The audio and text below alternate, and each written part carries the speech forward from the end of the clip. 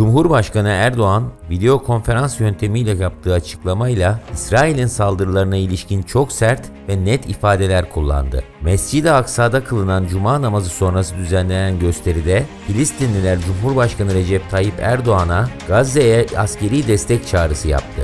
Cumhurbaşkanı Erdoğan, İsrail'in Filistin'de uyguladığı zulmü durdurmak için 19 ülkenin lideriyle birebir görüşme gerçekleştirdi.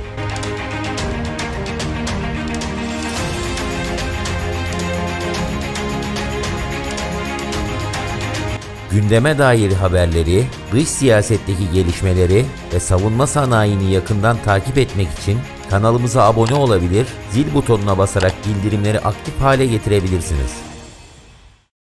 İsrail'in Filistin'e yönelik saldırılarına sert tepki göstererek uluslararası toplumu harekete geçmeye çağıran Erdoğan, bu terör devleti artık tüm sınırları aşmıştır. İslam İşbirliği Teşkilatı da somut ve etkin bir tutum almazsa kendi varlığını inkar etmiş olacaktır. Türkiye olarak Birleşmiş Milletler'de bu doğrultuda başlatılacak her girişime destek vermeye ve fedakarlık yapmaya hazırız. Ne yapılacaksa derhal yapılmalıdır ifadelerini kullandı. Başkan Erdoğan'ın konuyla ilgili açıklamalarından satır başları şu şekilde: Türkiye, kadim tarih, medeniyet ve kültür bağları sebebiyle geniş bir coğrafyanın mesuliyetini taşıyan büyük bir ülkedir.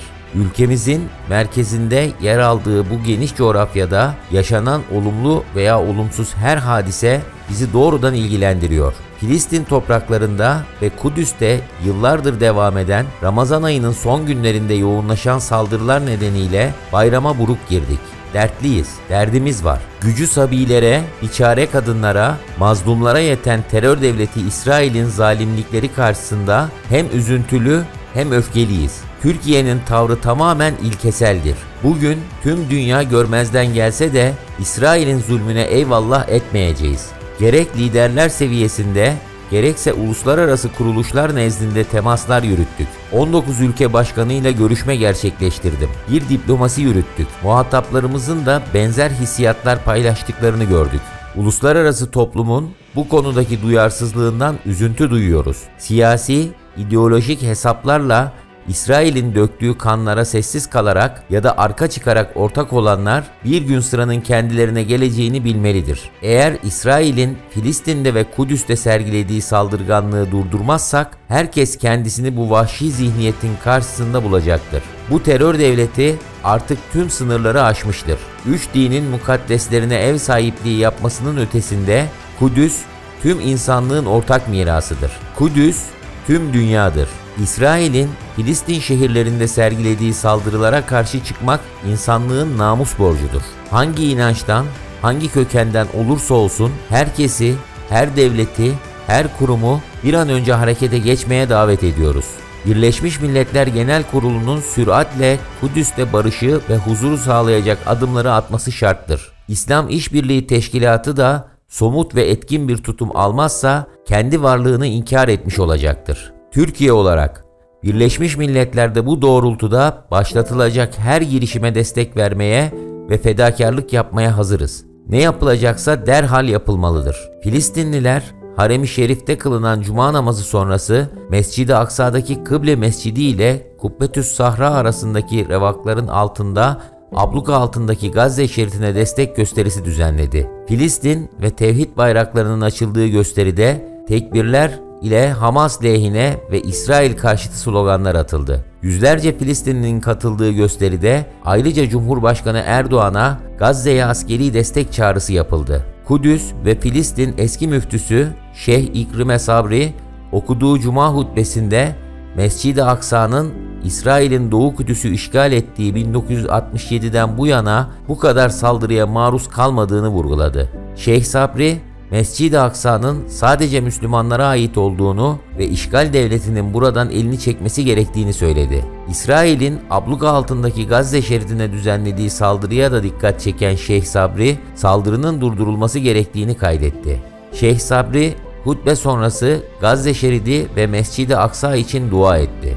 Kudüs İslami Vakıflar İdaresi'nden yapılan yazılı açıklamada 20 bin aşkın Filistinlinin Mescid-i Aksa'da kılınan Cuma namazına iştirak ettiği belirtildi. Türkiye, İsrail'in saldırılarına karşı Filistin'e destek olmak için Birleşmiş Milletler ve İslam İşbirliği Teşkilatı başta olmak üzere ilgili tüm uluslararası kurumları harekete geçirmek üzere girişimlerini sürdürürken, Cumhurbaşkanı Recep Tayyip Erdoğan da şimdiye kadar Filistin'den Rusya'ya, Katar'dan Pakistan'a, Kuveyt'ten Cezayir'e 20'ye yakın ülkenin devlet ve hükümet başkanıyla telefon görüşmesi yaptı.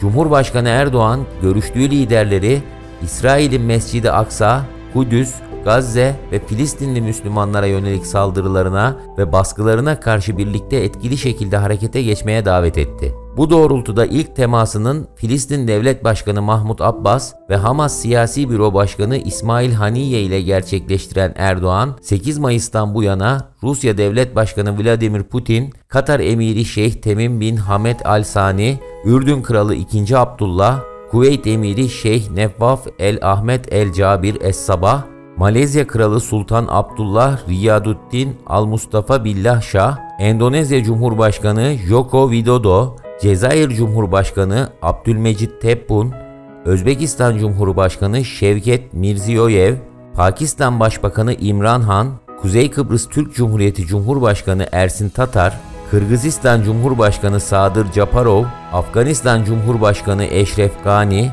Irak Başbakanı Mustafa Kazımi, Nijerya Cumhurbaşkanı Muhammed Buhari, Libya Başbakanı Abdülhamid Dibeibe, Umman Sultanı Heysem bin Tarık ve Malezya'nın eski Başbakanı Mahathir Muhammed ile yaptığı görüşmelerde de İsrail'in Filistin'e yönelik saldırılarını ele aldı. Cumhurbaşkanı Erdoğan görüşmelerde İsrail'in saldırılarını terör olarak nitelendirerek Filistinli Müslümanlara yaşatılan zulmü en sert şekilde kınadığını ifade etti. İsrail'in uyguladığı terörü ve işgali durdurmak için başta İslam alemi olmak üzere tüm dünyaya harekete geçirmek için her düzeyde girişimlerde bulunduklarını belirten Erdoğan, Türkiye'nin her zaman Filistin davasının destekçisi olmaya, Filistinli kardeşlerinin yanında durmaya ve Kudüs'ün izzetini korumaya devam edeceğini vurguladı. İsrail'in hukuk tanımazlığının ve insanlık dışı saldırılarının muhatabının bütün Müslümanlar olduğuna işaret eden Cumhurbaşkanı Erdoğan, İsrail'in saldırılarının derhal durdurulması,